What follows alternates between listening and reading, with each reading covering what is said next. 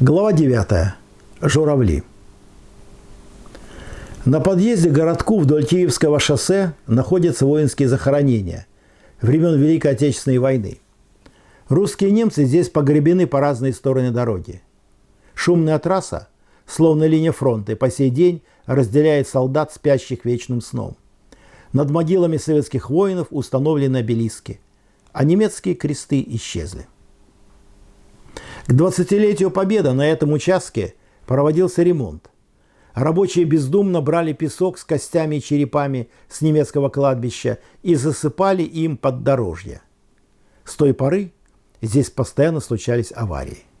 И погибали люди, хотя трасса была ровной и прямой, как струна. Автомобильные катастрофы происходили самым непостижимым образом. По рассказам выживших в авариях, на них наваливалась непреодолимая дремота, и словно из-под земли появлялись немецкие танки. «Танки!» – в ужасе вскрикивал водитель. «Какие танки?» – вздрагивал разбуженный пассажир. «Немецкие!» И, уходя от лобового столкновения, шофер резко поворачивал руль, что приводило к неизбежной трагедии. В тот год отмечалось 50-летие Великой Победы. Я спешил в городок. До дома оставалось не более 15 километров. Я проехал Бычиху, Малашенки, впереди были Вархи. Именно здесь, по обеим сторонам дороги, находились братские могилы.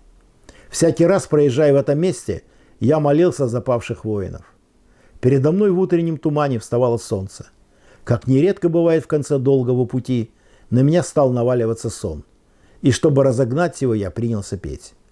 «Мне кажется порою, что солдаты с кровавых не пришедшие полей не в землю нашу полегли когда-то, а превратились в белых журавлей.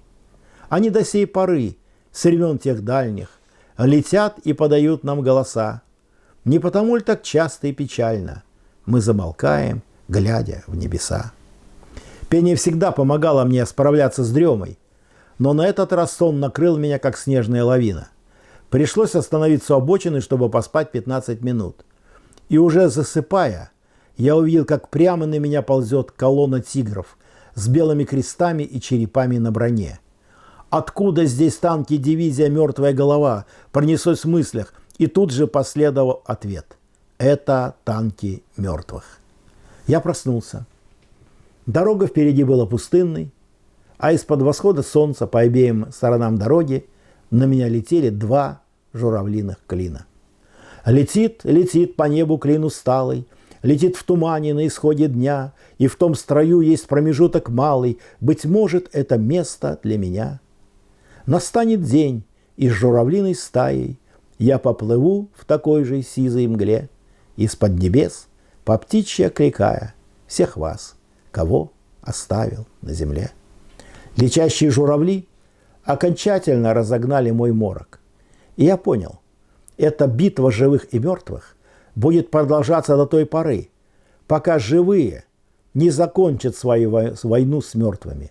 Об этом нам и пытаются прокричать журавли.